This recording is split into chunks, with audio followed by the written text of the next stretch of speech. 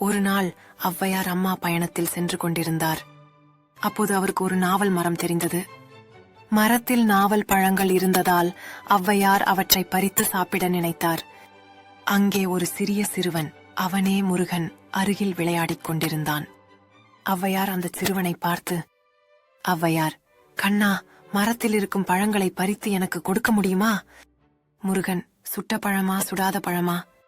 ஔவையார் சிறிது குழப்பத்தில், சுட்ட பழமா சுடாத பழமா? பழம் சுடுமா? முருகன், சுட்ட பழம் என்பது பறித்து கீழே விழுந்த பழம், சுடாத பழம் என்பது இன்னும் மரத்தில் இருக்கும் பழம். ஔவையார் சிரித்துக்கொண்டே, சரி, சுடாத பழம் பறித்துக் கொடு. முருகன் சில பழங்களை பறித்து கீழே விடுகிறான். ஔவையார் அவற்றை எடுத்து தூசி தட்டி சாப்பிடத் தொடங்குகிறார். பழம் மண்ணால் அழுக்கு பட்டதால் ஔவையார் பழத்தை ஊதினர். முருகன், என்ன அம்மா, பழம் சுடுகிறதா? ஔவையார்